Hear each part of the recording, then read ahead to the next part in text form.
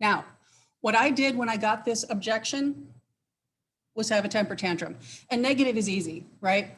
We can all do negative standing on our heads because negative is powerful, isn't it? Angry is easy. Angry is powerful.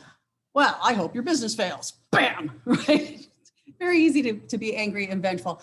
It's a little harder to get creative. And so it took me 25 years to write the Overcoming Objections class that we're going to do today. But I'm hoping that what I'm doing here is just going to save you some time. So I'm going to strongly encourage you, make your own notebooks of the stuff that you hear that you have a hard time overcoming. And when you have a quiet minute, come up with some good responses. But this should get you started. Okay? So I need to just start with the share screen part. Let's try sharing this one. All right, you should be seeing the opening slide. Yes? Super. All right. You want to just minimize the let Mickey in, I guess. Yes, ma'am. Yeah.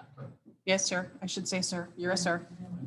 Okay. Hi, Mickey. You just missed my really good speech, but now I'm going to do the class.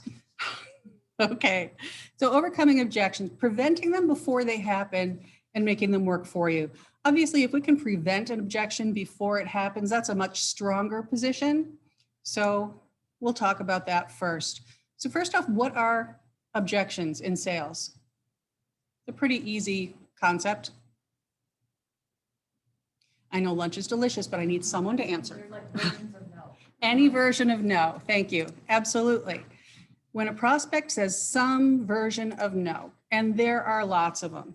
I can't, we don't, they won't, you're not, you're too, it isn't, we never, right? All of these are the beginning of objections.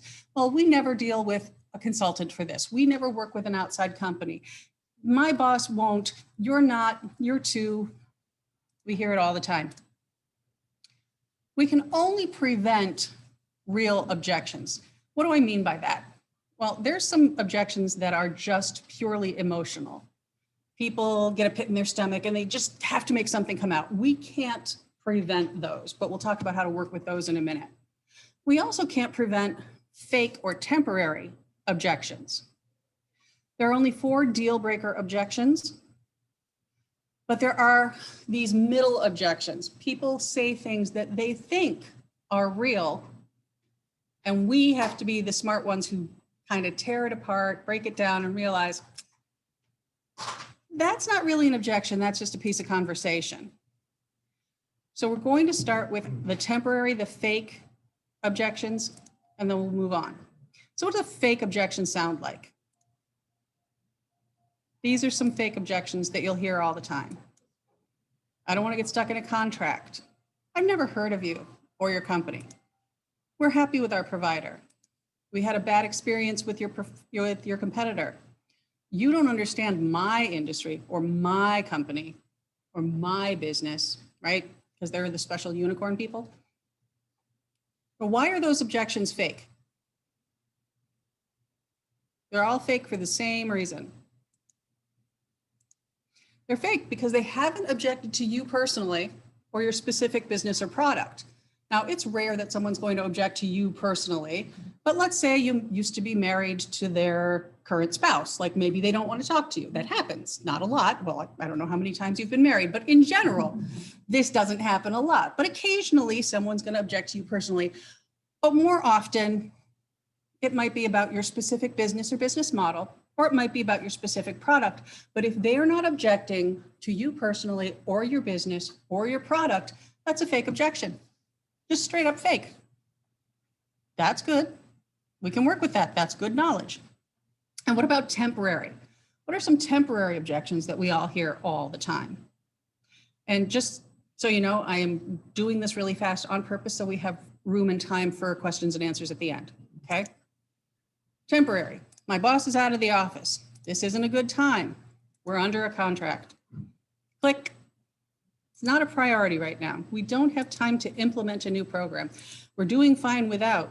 You're too expensive, or I can't sell this upline. How do we know these are temporary? They're solvable. They're all solvable, Also, not one of them is permanent. No boss has ever been out of the office and completely out of touch forever.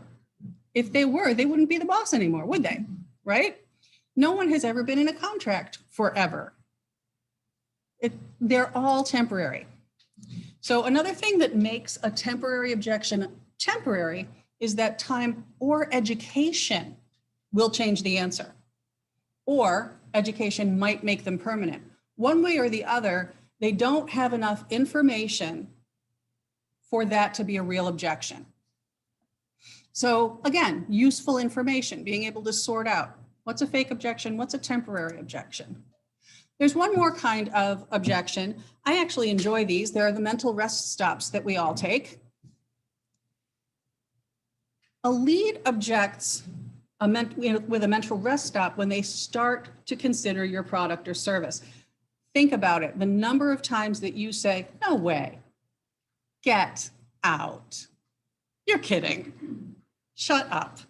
Stop it, right? There's a million times that we have these mental rest stops. Usually we do this because our brain has just received information that's incompatible with something that we believe. So when I say, well, she just stabbed her husband with a pitchfork while wearing a devil costume and she stabbed him 15 times. Those of you who know me well know that I'm not prone to lying, although occasional exaggeration. I'm not prone to lying. So you'll go, get out. But you'll know I'm dead serious, but your brain just needs a minute to catch up. One of the mistakes that tired reps and new sales reps make is they take these objections, these conversational rest stops, seriously. When you get one of these, just stop talking. Let your prospects start talking again. You'll discover that quite often they're just kidding. Okay, so let's move on. There are only 4 deal-breaking objections. No need, no money, you as a provider cannot meet the timeline, or your prospect has no belief in the product. Those things mean there is not going to be a deal right now or in the short term. That's the end of the conversation for now. That doesn't mean that those things can't change either, but right now, that's it. We're done. That's really good to know because you can only make money in front of people who can say yes. So there is no point in spending a ton of time in a situation where you know they have to say no. Okay? Be friendly and happy. You'll call on them again some other day, but you don't need to invest a ton of time there. It's not going to happen. Now, the temporary or fake objections, it's not a good time, we're doing fine, can't afford it, had a bad experience, have a provider, boss is out of the office, send me an email. You'll notice cannot afford it is on both sides. So how can that be true? How can that be a temporary or fake objection and a real objection at the same time? I know, this one took me a while to figure out, but the fact is that it can be fake and temporary, and the answer is timing. If they tell you they can't afford it before they have any information, it's a fake objection. Can't afford what? You don't know if a payment plan is available. You don't know if you don't have to pay me until after the service is provided. You don't know enough to tell me you can't afford it. Fake. Okay, so let's talk a little bit about prevention. Always strongest to prevent an objection before it happens. So let's make a list first off of the top 4 meaningful objections that you hear. They don't have to be one of the big 4, right? No money, no need, can't meet the timeline, or no belief in the product. Not one of those, but ones that you think your prospects probably are serious about when they deliver them. Yeah. Kind of a timing objective. We don't have the time to pull people out of the office or out of the field to sit and do a program. Right. So timing, it's summer. This is our peak season of selling.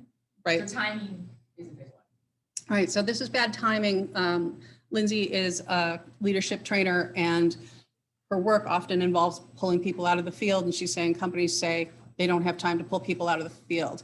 Well, I'm dead serious. Go ahead and make a list or make yourself a note to start a list in a notebook somewhere of the top 5 somewhat meaningful objections that you hear.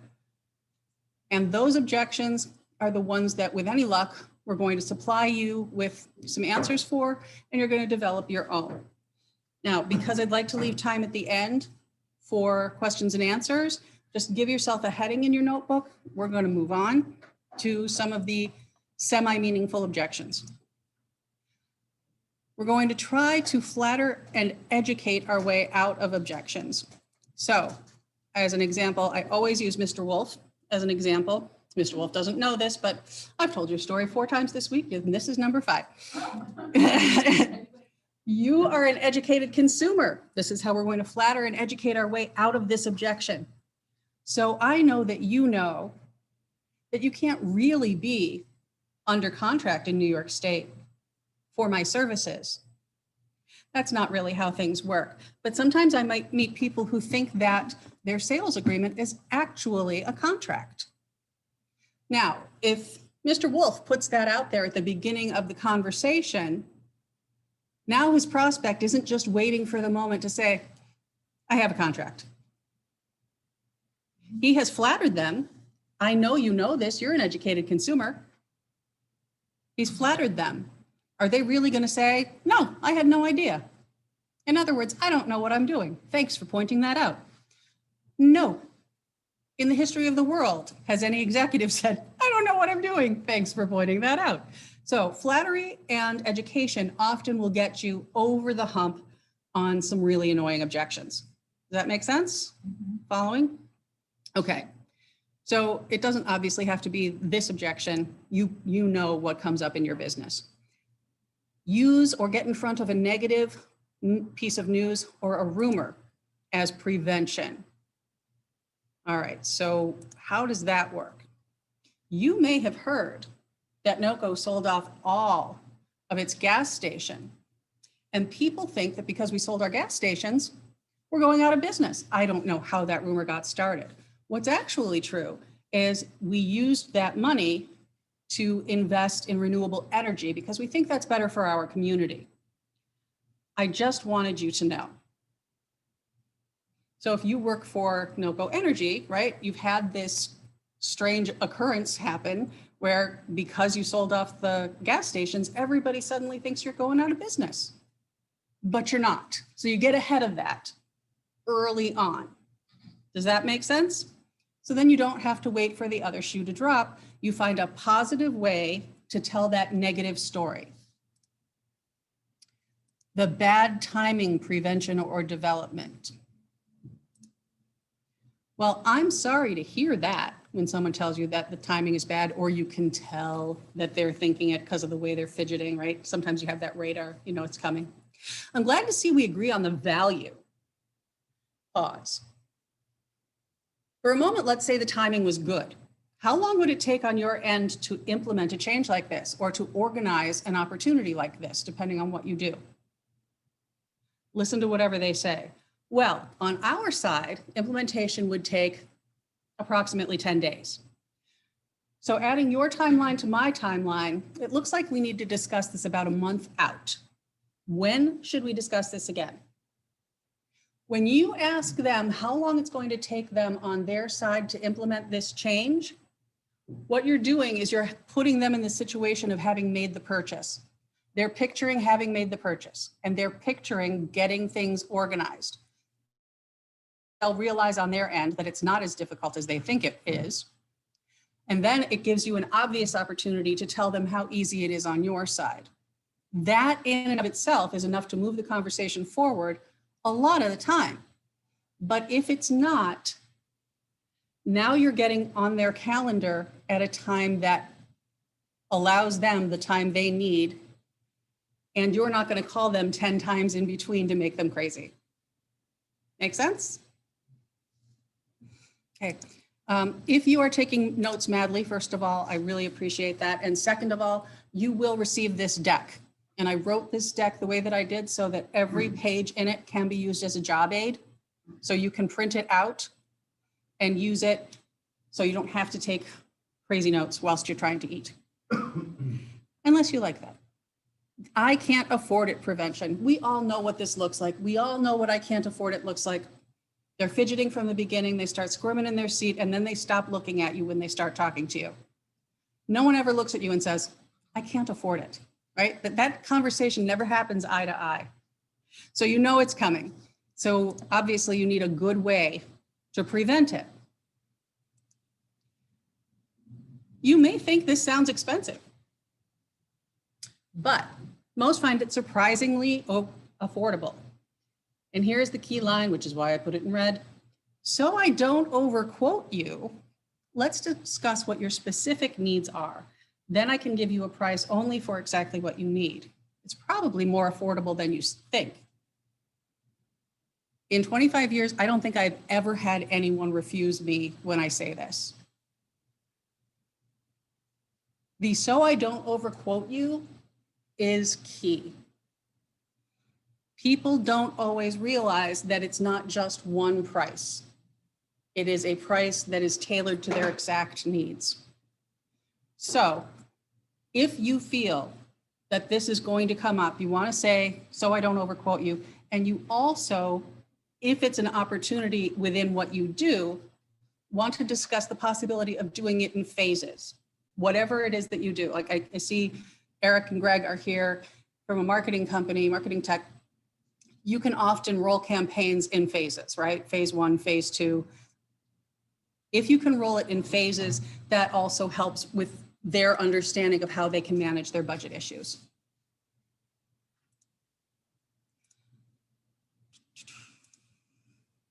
So we have a great start on how to do some prevention. Put them in a notebook, put them in a file. My notebook is called Responses to Common Objections. Add to your book over time, and by all means, learn the responses. When you add a new objection, you need to come up with a response and then rehearse it a good bit. Now let's brush off the temporary and fake objections. When was the objection delivered? This is, to me, is the #1 way you can tell whether it's a fake objection. If they delivered the objection before they explained their need, and thereby before you have explained your offering, it's fake. It's that simple. Or it's very misinformed. It's like all. Or yeah, it could be very misinformed. It could be based on some vague idea they have in their head. But if you haven't addressed their need and told them how you'd like to mitigate that need and what you think it's going to cost, the likelihood is that it's a fake objection because they don't have the information to make a decision. The second one, back to the story at the beginning, who is delivering the objection? If a gatekeeper delivers an objection, that gatekeeper is doing their job. Their job is to minimize interruptions to the decision maker. Fantastic. But their job is not to make the decision, which means it's a fake objection.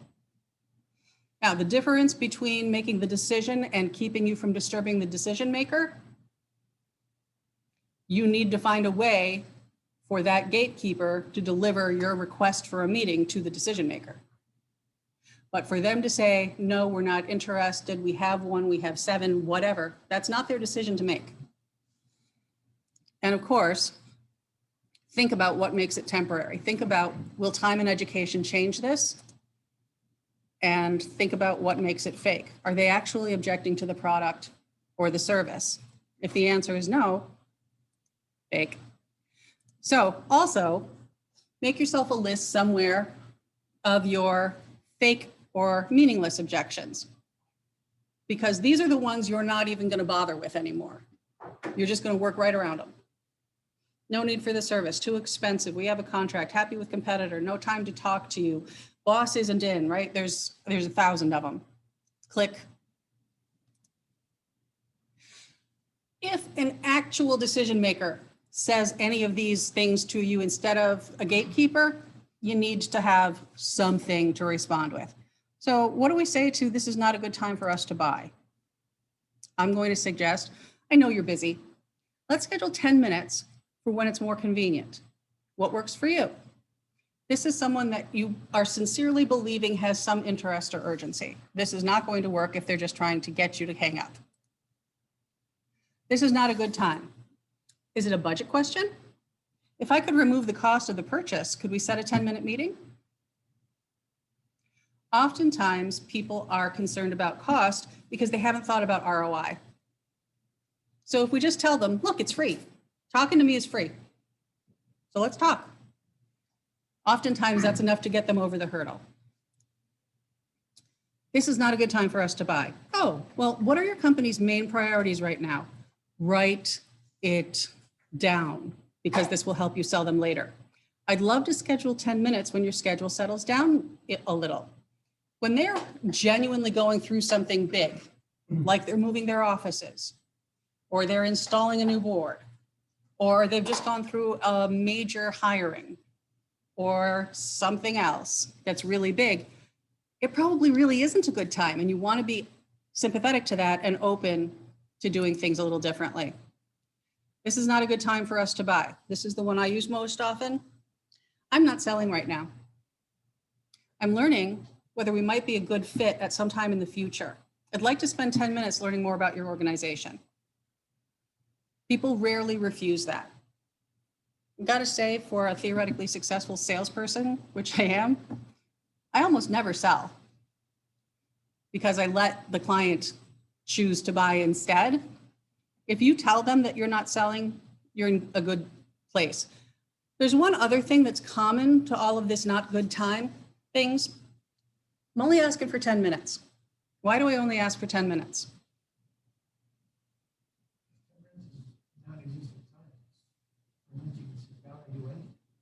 In 10 minutes, you can do just about anything. It's shorter than a regular appointment time. And most importantly for me, 10 minutes is long enough to get to know. And I can't make money in front of people who have to say no. I don't want to spend time with people who have to say no. That's not to say that I don't want to be friendly and have a social coffee and get to know them better. Absolutely, I do. But I don't want to blow up their workday or mine on no. That's not where I want to be. In the post-COVID era, let's pretend we're post-COVID, even though we all wore masks in here. Let's pretend we're post-COVID. In the post-COVID era, we have all gotten much more precious with our time. We are all zoomed out. We do not want any more action-packed adventures. Nobody wants to give you 30 minutes. If you ask for 30 minutes, they will say no. If you ask for 15, they will probably say no. In the last year, I have gotten the most traction by far by asking for 10 minutes. People tend to say yes. And do you hold yourself, do you really stick to that 10 minutes? Yes. Or does the conversation naturally flow now it's like 20?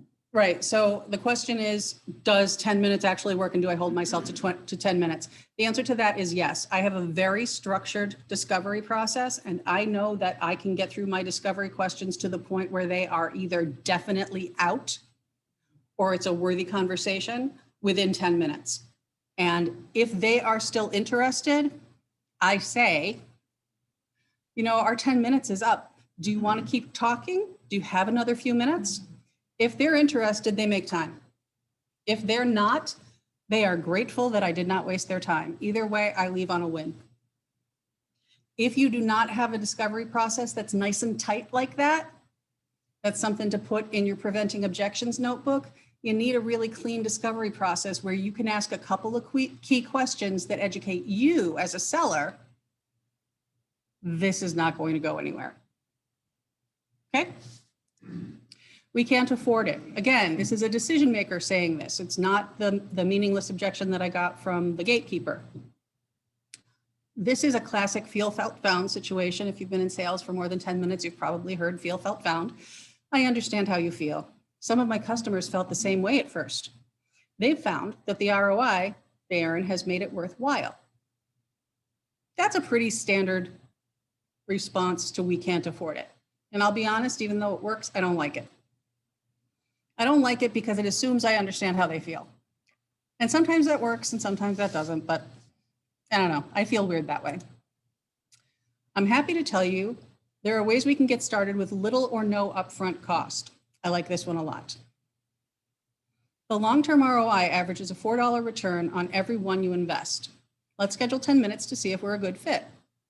Now think about this. If you know what your ROI is long-term and short-term, if I had a machine that cost $10,000 and you put $1 in on the left, cranked it, and $4 came out on the right, would you borrow the money to buy my $10,000 machine? Of course you would. Everyone would. And that is what ROI is put $1 in here, crank, crank, out the other side. And if you are not positioning it that way, you need to get better at describing your ROI. You also need to get super clear on your short-term ROI and your long-term ROI. Your value is not just monetary. Your value is emotional. Your value is recognition, cognizance, right? People being aware of either your brand or your value. Your value is community. Your value is roots. Your value is status. There are a zillion parts of value. And if you're not good at telling your ROI story, you're going to have some hard times when it comes to the we can't afford it objection. When do you expect your cash flow situation to change? Be happy to help you at that time. When should I call back? If they've told me a story about why they can't afford it, if they have explained to me that all their cash is tied up in, oh, I don't know, buying a solar energy farm, then that gives me an understanding of, oh, okay, they're cash poor at the moment. Let's figure this out together. Also a good thing to know. If they have any interest, they'll tell you when to call back. It may seem like that now, and this is another part of telling your ROI story, but what is it costing you on an X basis to have no solution in place? And again, that cost is not just dollars, it's aggravation, it's reputation, it's professionalism. It could be employee attrition, right? The cost is not just dollars.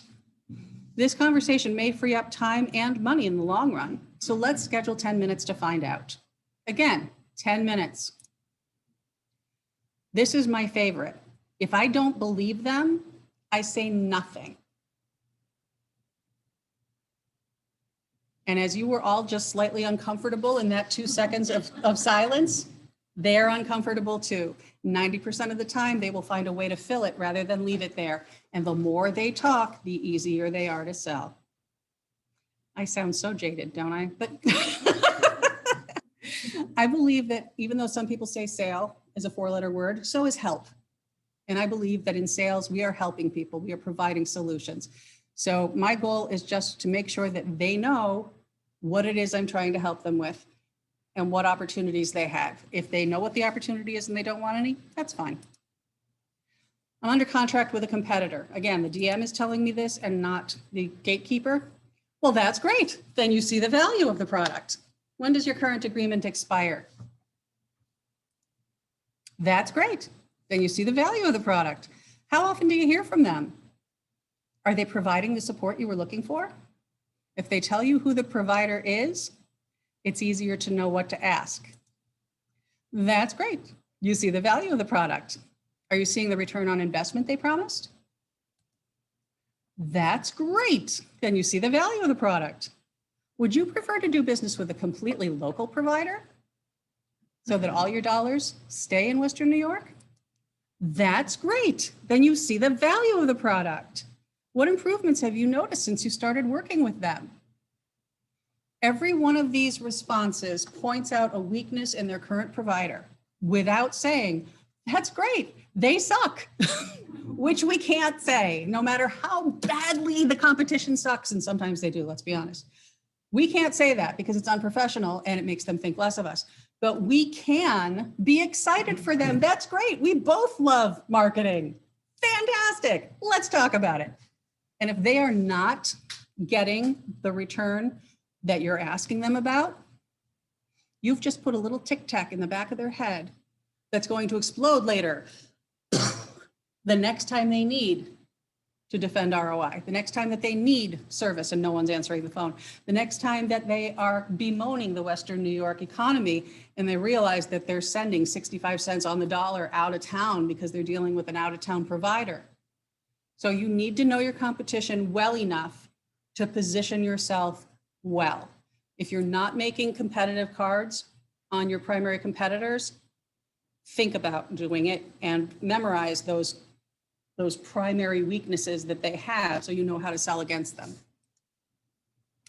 Send me an email, put it in writing. Okay, Collective groan. Have we all had this more than enough? Ugh. Okay, Mary O'Shea, we're no longer friends. Just wanted you to know that. Send me an email, put it in writing. I actually love this objection. Now, when I started doing this, when I started making my notebook, I had a heavy heart, right? I had just lost Rich Products to a secretary. But I reformed my notebook, and within a year, I went back, I talked to that decision maker, and although I got a nice commission, I made the company I was working for at the time $500,000 on that contract. So now, when I've figured out how to get around these objections, somebody gives me one I haven't used in a while, and I'm like, yes, I got you. Like every time, it has become fun for me. So send me an email. Well, you say this to me, Mary, I might get you. This prospect likely has little or no urgency. Send the email anyway, right? Great, I'd love to. Who'll need to see this? And who should get copies? And I ask that because I assume we're going to talk again. Sure, I'll send it right now. And when should we have our follow-up conversation? You have 10 minutes on Tuesday? Yes, ma'am. Well, the other thing is, if they're sending it to me, send me an email. What's your email? MOShy@chase.org. Well, when they want to read Michael Murphy or somebody else, Right, gee, I wonder what their email is. Right. I wonder if it's murphy@chase.org. Mhm. So from our standpoint, once you get their email, usually the whole place is the same type of email. right. Most companies do have the same email structure. You're welcome. So I don't send an email if I don't schedule a follow-up. Won't do it. If all they're doing is showing me that they're not interested, that's fine. Again, I can only make money with people who say yes.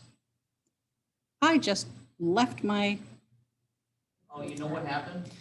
We're logged in the same account, that's my fault. You gotta reshare it. okay, My bad. yeah, Trying to figure Yeah. whoever that was making noise on that. yeah. Matt and I are breaking up right after this. So, I'll do the presentation first, we're good. All right, send me an email, put it in writing, 10 minutes. Okay, I'd like to send you the right information. Let me learn a little more. Move right into a basic discovery question. This is the one I use the most. If you look at my website, not right now, we're in class. If you look at my website, you'll see that I offer over 50 classes and 15 services, and I'm not going to send you all that information because it's the biggest email in the world, right?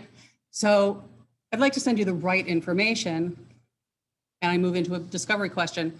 I have literally just brushed past this objection, unless it's Mary, because I know she can hold her ground. The last thing, when they say, send me an email, put it in writing, look at yourself.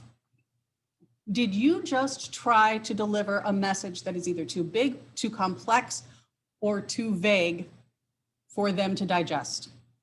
Because sometimes we do that. We pick up the phone or we meet in person and we show up and throw up, right? Have we had a salesperson do that? Where they just click, right? So if you find that it might be you, wink, wink, nudge, nudge, then you need to break your message into smaller pieces. Start with the most engaging part first. Even if you normally put the engaging part at the end, start with the most engaging part first. And they may not say, send me an email next time. Boss is out, I have to ask my boss. Sure you do. That makes sense. Will this purchase affect you too? I'd love to learn a little more about that. Look, if they're not the decision maker, I still want intel about that business. I want to know how to sell them. And I have discovered that the lower down the totem pole somebody is, the more willing they are to talk. If I treat them like they're important, they're excited about that. And they can't wait to show me how important they are. And they're going to give me all of their insights. And I am so grateful. Thank you very much. Thank you for that information. I'd like to get on the boss's calendar. Is that something they handle themselves, or do they have an assistant who helps them with that? I am never going to assume I am talking to an assistant. Know why? Because so many companies have that phone tree that bounces around, right? 3 rings on this desk, 3 rings on that desk, 3 rings on the next desk. I made this mistake. I was actually talking to the person I was trying to reach, his boss. And he explained to me that he didn't usually set appointments for his staff, and then he hung up on me. So I learned that I should not make that assumption, and I pass on my mistake to you. Best wishes. Let's schedule 10 minutes for all of us to meet. When do you think would be a good time?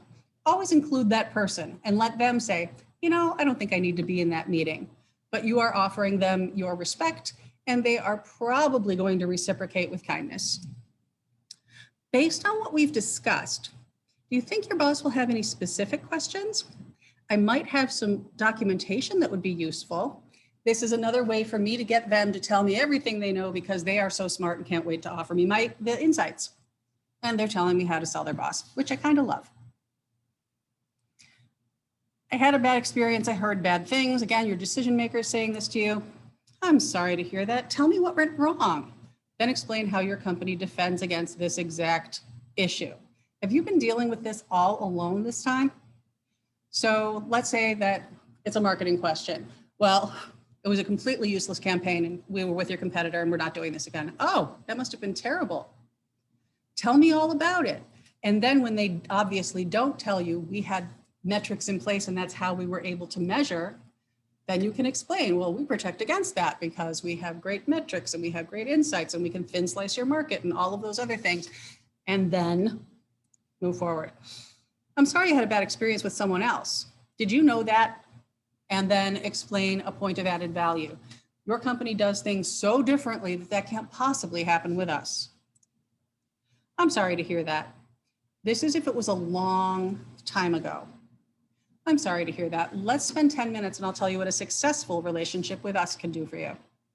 If it was a long time ago, things, the market, and they have probably changed. Or I heard bad things about you. This is that same one we did before. I wonder how that rumor started. That's not true. It works this way. Our product is made in North America, not China. Our warehouse is just up the road, or whatever other simple truth it is. You can learn more about it on our website. Make sure that if you have to correct a mistruth or an untruth, that you have some third-party data for them to look at that indicates that you're telling the truth. So we've talked about preventing the objection.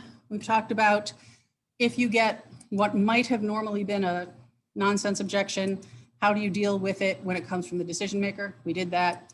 Last but not least, we're going to talk about the emotional objections that people offer. Now, if it's an emotional objection, it's because they have some weird gut feeling and they haven't necessarily made that clear for you. They just keep saying, I don't know. You know, I'm not sure. I don't know. Let me think about it, right? That's an emotional objection. They've gotten stuck and we don't know what to do with that. And that's harder. There's no question. Understanding is the key. We have to find out what is the emotional message because we need it not to come back, right? We need to address it, deal with it, shut it down so that it doesn't come back when it's time to sign the papers. So why did they bring this up? People have emotions that are very diverse. We can't assume it's fear. There are going to be reasons they try to prolong the conversation or prolong visiting with you. And if you are a lovely young woman or a lovely older woman for that matter, it may just be that they like looking at you. If you are a handsome young man or a handsome older man, it may just be that they like looking at you. But there's also 1,000 other things that they might be trying to do. Maybe they're trying to look smart and capable in front of their boss. Oh, I did a very thorough job investigating this, right? Can't do a thorough job in 3 meetings, got to have 10. Maybe they're afraid of making a mistake, and so they're trying to buy time. Maybe they're just trying to slow things down for their own reasons. Maybe they're truly invested in what they said, but with an emotional objection, we don't know what that means. They're afraid of how others will react to them having made the decision. Sometimes they're just avoiding another task, so they're going to draw out their meeting with you so they miss the meeting they don't want to go to. Maybe they just don't trust you yet. Maybe they're afraid of wasting money and they haven't yet converted the spend to the value of the purchase. Maybe they don't want to admit they've made a prior mistake, which you are going to help them correct, right? If you're correcting a prior mistake, that means they made a mistake, Or maybe they're just afraid of change. There are lots of emotional reasons that people draw out the process or say no. Is that a hand, or are you just If it's appropriate, decorative? I have a question. If I, Go. You want me to leave? This came up like 2 days ago. Okay. For me, and the client is like hot to trot. They want to get going. They want to do a retreat, and then they want to train their leaders. Blah blah. Everything's great. There's 4 key decision makers. You know, the owner and like this team of 4. Yep. And the woman who was most hot to trot started kind of freaking out a little bit. So I think the fear piece came. Well, it was like her people pleasing, her fear of change, her fear of how do we do this and not, and pull people out of the field, all that stuff. So it's like she made the decision, she was excited about it, and now she's kind of backpedaling a little bit. And I was totally picking up on it, but I didn't really know how to address it. So Lindsay just brought up a situation where they've made the decision and then one of the stakeholders comes up with a little early buyer's remorse. They're flipping out like, oh my goodness, I just made an enormous decision. Bail me out. What do you think is the right answer in that situation? We really listened to her. We heard her out. Mm-hmm. Acknowledged all of the things she brought up. Mm-hmm. We decided to start small, and like we'll start with one thing, and then we'll see how it goes. And we don't have to have all the answers right now. Mm-hmm. But there was a big part of me that wanted to say, like, we have some people pleasing concerns. But I'm like, we might want to look into that. Okay, so the right answer is definitely not diagnosing them with a psychological issue, no matter how true it is. And we've all been there, right? We've all been in the room with the person who are like, you're just flat out bonkers, but thanks for your business, right? We've all been there. And it happens. So in that situation, in particular, where you get a little early buyer's remorse, I would suggest, I want to make sure we've addressed all your concerns before we draw out our schedule, or before we write out our schedule, or before we write our program, or fill in the blank, right? I want to make sure we've addressed all your concerns. They're going to make a face that says, yes, I can admit I'm terrified, right? And now they're doing it within a professional structure. I'm not terrified, you asked for concerns. So then you can go by category. Do we have any concerns about dates and timing? Do we have any concerns about personnel? Do we have any concerns about content, right? And just give a few categories of opportunities for her in a professional way to just blurt it out so that you can do what's coming next. And what's coming next is acknowledge and validate, right? You are welcome. All right, so when they say something that seems entirely irrelevant about, I don't know, give me a minute. I like to say, tell me more about what you're thinking. Take a minute if you need it, but I'd love to know more about what you're thinking. Or, I'm not going to do a poll. So don't tell me more about what you're thinking. Keep it to yourself. Can you ask me differently? Right? If they ask me a question, can we reschedule this for next time? Absolutely we can, but can you explain to me, or can you help me understand what I should prepare for next time? Right? If they're kicking the can, I don't really care why. I've done this more than a bazillion times, right? I'm going to be fine. But I want them to explain to me what I'm up against. So even if I know exactly what I'm doing, I'm going to say, can you just tell me what you'd like me to prepare for next time? And that will help to get it out in the open. Accept it and validate it, even when they are not logical. And emotional objections are usually not logical. That's why we call them emotional. Their feelings are real. They're important to them, and we need to work with that. So this is definitely a time you want to write it down. A lot of salespeople are terrible note takers, and I have to say, if that's you, change your habit. But in particular, if they have an emotional objection, write it down. You're going to want to use it later. I'll tell you when. So first, you're going to restate the objection. So you're telling me that you do have the need right now, but you don't have the budget. Is that right? Right? They're afraid that someone's going to be mad if they spend the money. Okay. I can understand that. That makes sense to me. The validation step. Leave a lot of room around the validation step. so that they feel and understand that you have considered it. You're not just reflexively saying that. I can understand that. Leave some room. Let's address that concern. I think we can put your mind at ease. In this case, right, about the payment, now we're going to talk about ways that we can work with them in their budget. Well, we can do a payment plan. Well, we can delay your start date. Well, you know, whatever. We'll figure it out.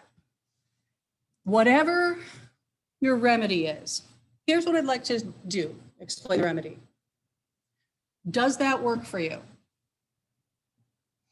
When they say yes, they have given you the problem. They're not worrying about it anymore until the closing.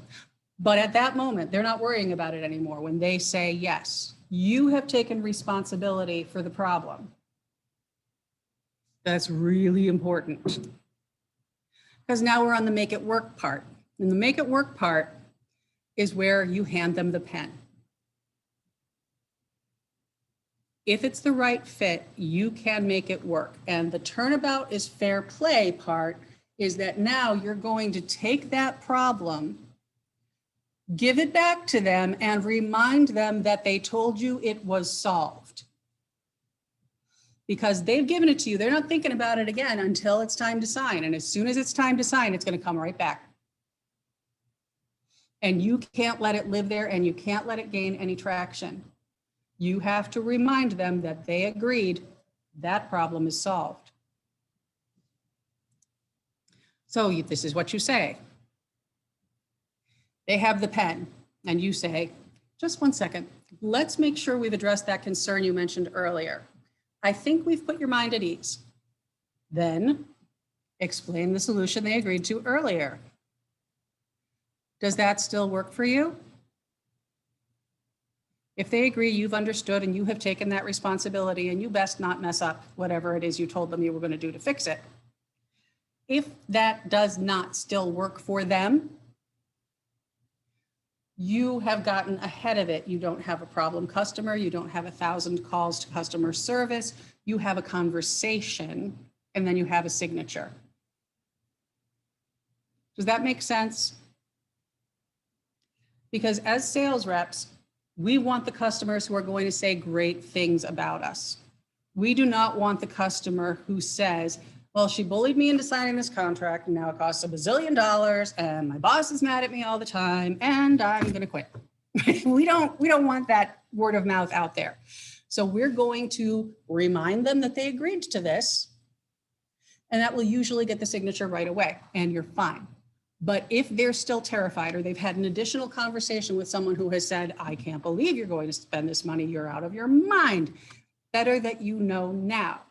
And then you recruit that stakeholder in, please that stakeholder, now everybody's happy. It might take an extra day for them to sign, but everybody's okay. Make sense? So we're going to prevent the real. Now we know there's only 4 real ones, but we're going to prevent the ones that they think are real. We're going to brush off the fake and the temporary because we know, that's shenanigans. But if a DM gives us something that sounds a little fake and a little temporary, we're going to walk them through how to move forward. And last but not least, we're going to understand, accept, and then at the closing, we're going to turn it around and remind them that they've agreed that we have fixed it. That is our summary. Thank you so much. This has been a great time. Please ask questions or give me case studies or anything else I can help you with.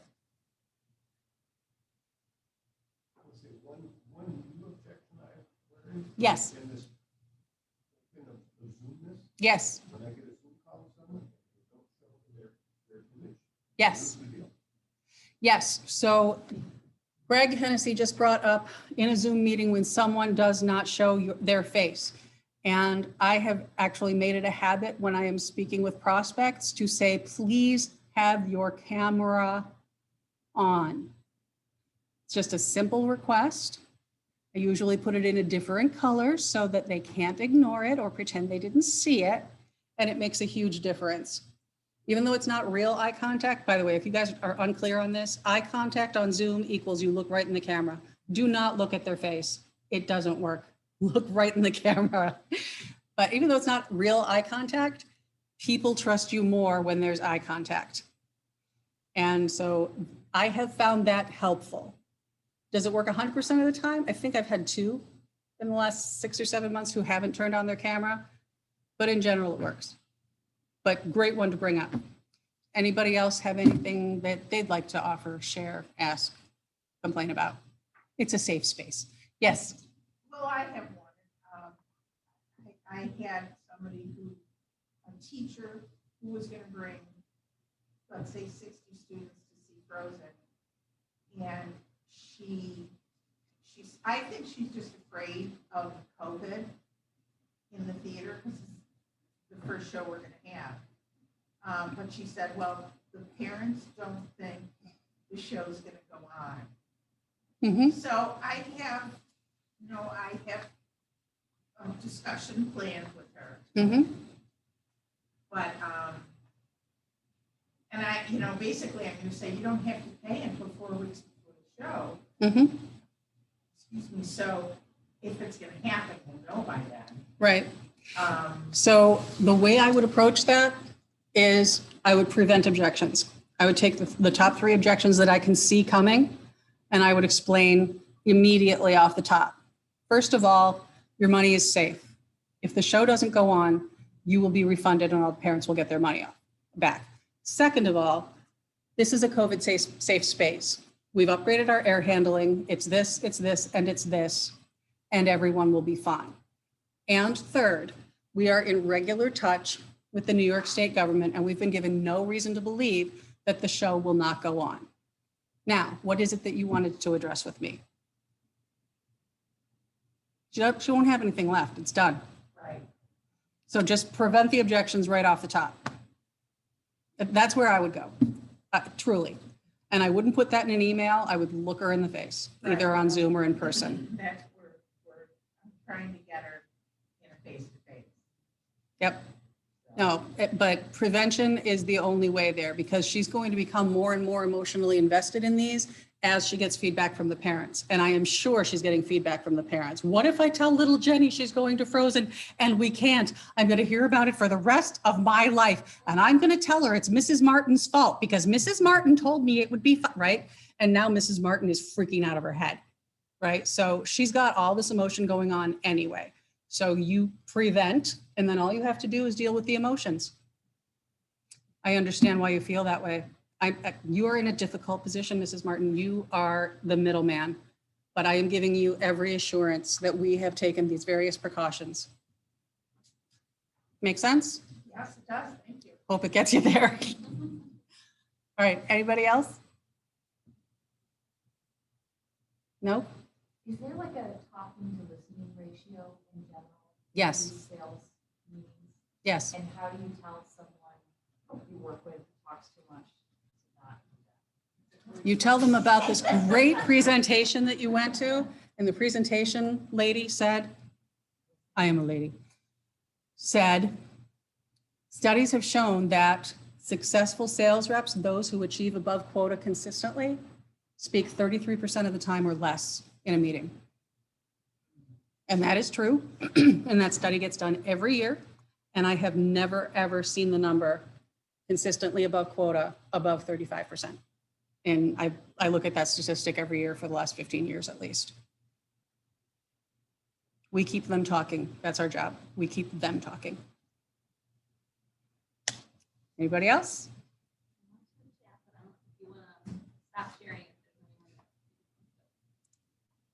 Okay. Elizabeth, I have a question. This is Pat. Can you hear me? Hi, Pat. Go for it. What if you ask who the decision maker is? The person says they're the decision maker, but then when you get into the meeting, they have to check with somebody else. So that's not all uncommon now, because the average business to business decision is now made by 6.8 people, which is a ridiculous number. Although I know some very short people who might be 0.8 people, but it's, my daughter's a very short person. All right. So anyway, 6.8 people is a hard number of people to get into a room. So this is something that I do in another one of my classes is I remind everyone that no matter who they think the decision maker is, there's always more people in the mix. There are people who are influencers and people who are stakeholders who are not going to go to your meetings, period, full stop. Because of that, first of all, you need to have great marketing collateral. You need to have a marketing piece, a collateral piece that covers all of the primary talking points of your primary meeting so that you can just email that out or hand that to a person. How many copies would you like? Who else will need to see this, right? Just assume that there are people who are not in the room. The other thing that you absolutely need to do is you need to send a summary every time that you have a meeting with someone. That summary needs to include who was in the meeting, what was discussed, what was decided,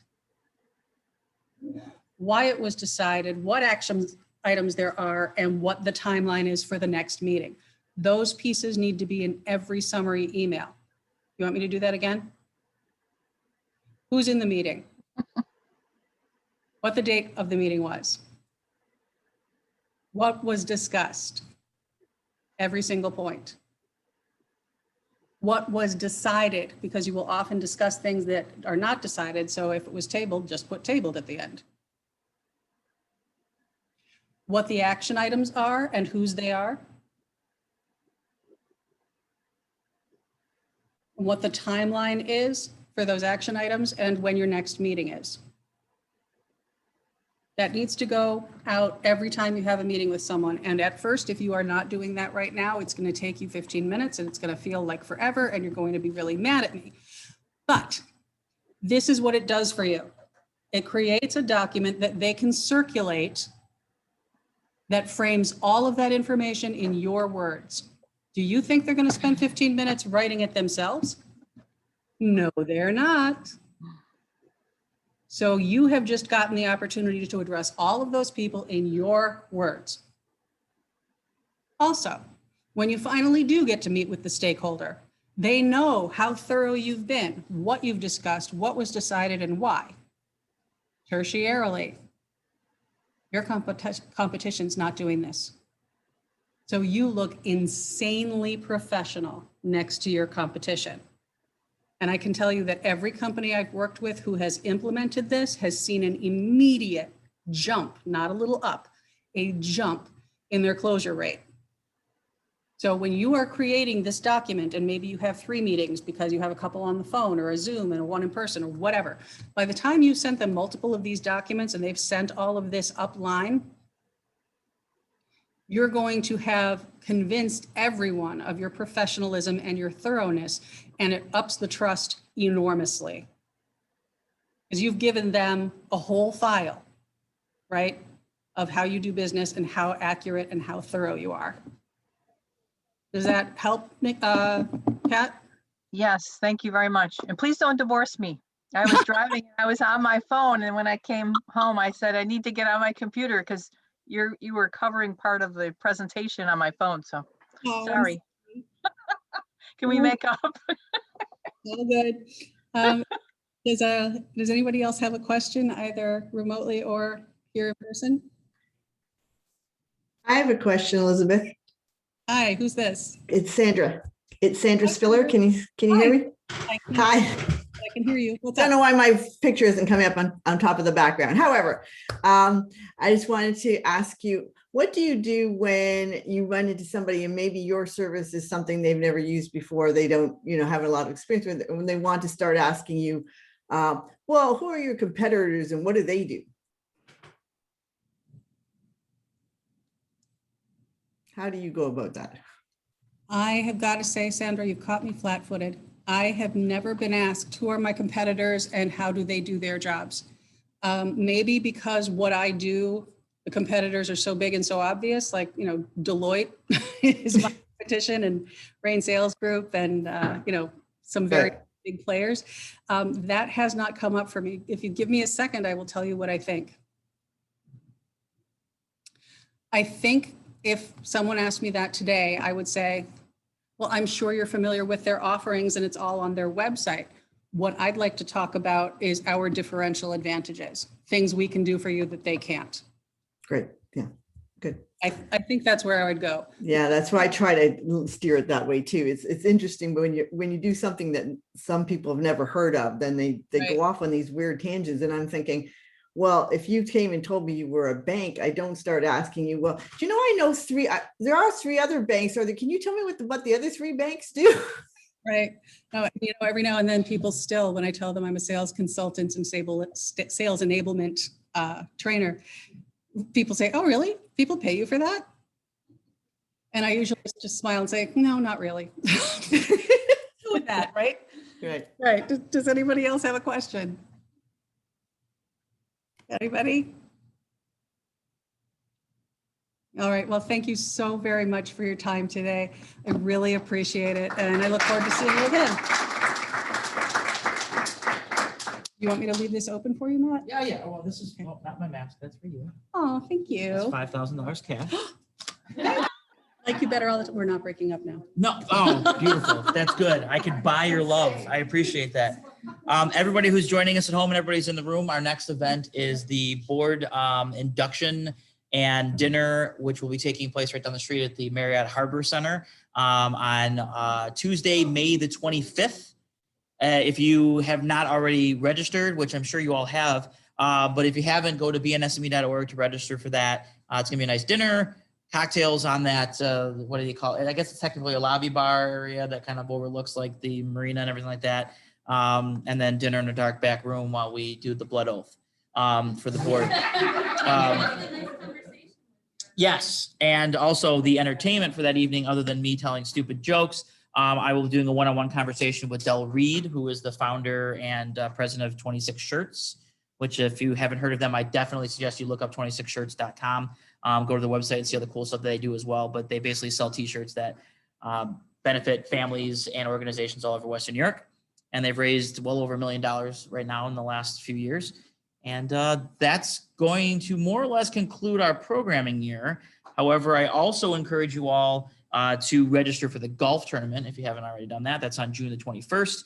And that is at Diamond Hawk, which is in the Cheektowaga area, kind of near Salvatore Genesee Airport area. It's a change for us. We were at Orchard Park Country Club for a while, yeah. We're making a little bit of a change, but it's going to be a good change actually, because there's some real positive, what would you call them? Yeah, amenities. Yeah. And the people that run the place are pretty cool too. So that's it. So thank you very much for those of you who are at home and or in your offices or whatever purple thing that Pat is in front of. Mickey, good to see your face. Everybody, thank you very much. Head to bnsme.org, check out our LinkedIn page and all that stuff too for any more details. And we'll see you on May the 25th, right down the street at the Harbor Center.